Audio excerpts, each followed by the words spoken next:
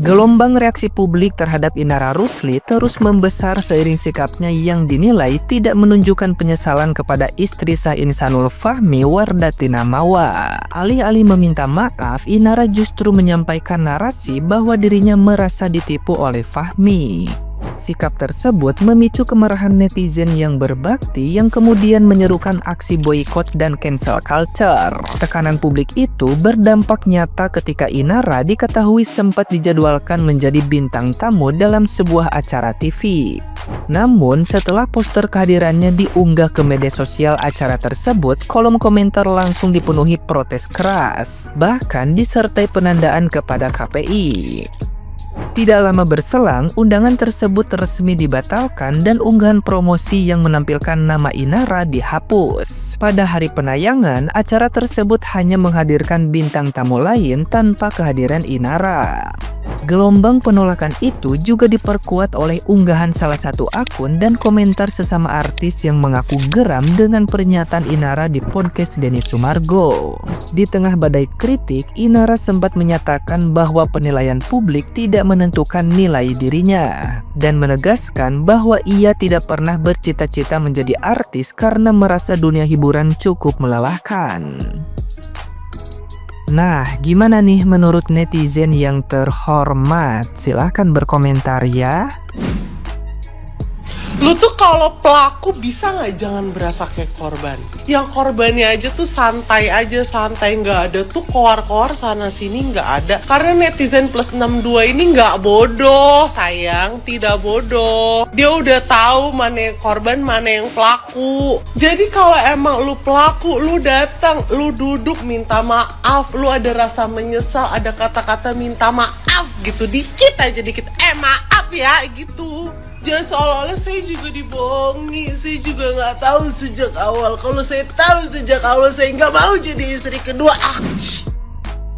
Gimana kira-kira perasaan si Inaroh kalau ngeliat jejak digitalnya? Semua kata-katanya ditarik balik sesuai keadaannya. Gendak banget sumpah. Kaku banget bibir buat bilang maaf ya. Iya, mengaku gue salah, minta maaf karena udah masuk ya ke dalam rumah tangga orang. Lu yang jadi duri, lu yang merasa tertusuk duri itu sendiri. Allahu Akbar, munafik banget. Kalau dulu ya memviralkan masalah rumah tangganya dianggap wajar karena merasa tersakiti. Seharusnya nih ya sekarang dia juga bisa paham kenapa publik ikut bersuara juga. Dari awal ngikutin beritanya, dia ini ceritanya nggak konsisten banget. Standarnya tuh jadi berubah sesuai kepentingan dirinya sendiri. Dan boleh sebut saya pelakor kalau dari awal saya tahu bahwa Inul itu punya istri. Si Inul biasanya dia nampak lagi lah dengan pengangguran banyak acaranya itu.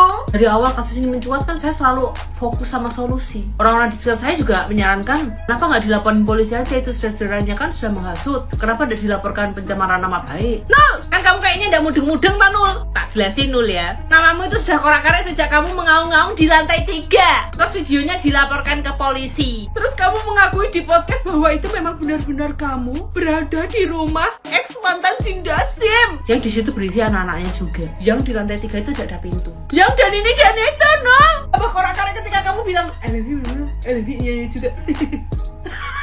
Aku yang bukan siapa-siapanya Wawa aja menyatakan bahwa kamu tidak layak ketemu sama Wawa. Gimana dengan keluarganya Wawa? Ya pasti lebih tidak ikhlas, Nul. Kamu sendiri sudah sangat-sangat tidak layak, ditambah dengan kamu sekarang udah ketempelan sama Jindasim yang sekarang lagi aktif-aktifnya. Di podcast jelas-jelas kalian itu pintar bersilat-silat. Kasihan Wawa atau nanti ujung-ujungnya buat keset lagi. Sama aja itu nanti bukan musyawarah tapi kulaan double ya. Juga gelem loh, Wah. Mah aku nak gelem Wah, aku mah. Dan sampai Indra Tinggi nonton itu. Yang ada di podcast Densu itu, semua omongannya dia itu jujur menurut gue cuma untuk upaya dalam rangka membersihkan namanya. Dia berusaha untuk fixing the problem, tapi sebenarnya you only make it worse. Untuk orang yang dulunya pernah memutuskan untuk berpisah, terus kemudian mau menikah lagi, apalagi kondisinya lu artis, nggak mungkin lu mau pernikahan lo tuh disembunyikan atau ditutup-tutupi kalau bukan karena sebab sesuatu. Gue yang bukan artis atau siapapun deh, Lu tanya deh sama ustadz siapa, sebaiknya disiarkan, dikasih tahu. Di poin itu aja lu udah salah, udah kayak gak masuk akal. Gak mungkin nih perempuan pinter kayak lu mau menikahi seseorang gak nanya dulu backgroundnya seperti apa. Harusnya lu ngomong kalau lu tuh dijebak sama nih cowok, tapi kelihatannya lu tuh ngejagain banget si insan lu karena lu pengen hubungan kalian ini terus berlanjut ya kan. Jadi sehabis podcast itu lo berharap apa? Berharap kita semua nerima gitu sama hubungan lo yang dari awal tuh ngaco. Dalam rangka menutup aib, dalam fixing the problem, ini nggak bisa. Kata gue mending diem, sembunyi, lari, kabur. Teruntuk Kamawa, saya minta maaf karena saya sama sekali tidak tahu bahwa beliau itu memiliki sang istri. Karena yang saya tahu beliau itu sudah bercerai. Dan juga di sosial medianya tidak ada satupun foto atau video kakak. Dan bodohnya saya tidak mencari tahu dulu latar belakang beliau. Saya minta maaf, saya ngaku salah dan saya telah merusak rumah tangga kakak. Saya akan memperbaiki semuanya, saya akan mundur.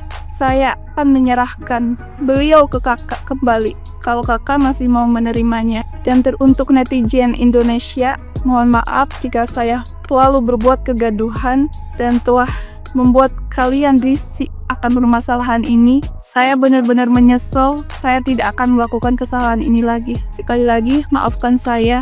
Saya tidak tahu menau soal beliau, bahwa beliau itu masih memiliki istri. Gitu bisa kan? Gak usah angkuh banget gitu loh, gak usah. Soalnya kamu itu bukan korban lagi, tapi kamu itu pelaku sekarang. Mungkin kalau dulu kamu nangis-nangis sambil, apa sih ya kalian anut agama kalian itu apa? Bukan lagi itu loh. Sesimpel itu. Padahal minta maaf sama netizen Indonesia biar karirnya gak rusak nantinya. Netizen itu mudah loh.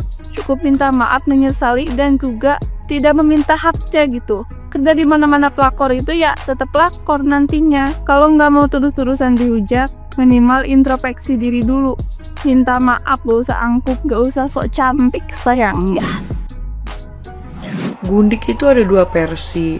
Versi yang pertama, ketika dia ketahuan, dia tuh langsung ciut, malu, merasa bersalah, langsung minta maaf. Maaf ya, aku udah mengganggu rumah tangga kamu. Maaf ya, aku udah masuk ke kehidupan kamu, menghancurkan kebahagiaanmu.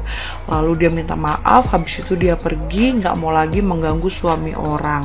Beda nih sama Gundik, versi kedua keturunan Jin Dasim. Setelah dia ketahuan, bukannya dia minta maaf, dia ngerasa malu, ngerasa infil, udah mengganggu rumah tangga orang, udah menghancurkan kebahagiaan orang, malah dia makin garang daripada istri sahnya. Seakan-akan dia paling benar, nggak punya rasa bersalah, nggak punya rasa malu. Malah yang ada dia mencaci maki kejelekan istri sahnya. Sampai-sampai dia memfitnah istri sahnya supaya si suami ini tadi meninggalkan istri sahnya. Demi apa? Demi suami orang bisa hidup lanjut sama dia dan bisa mendapatkan apa yang dia mau.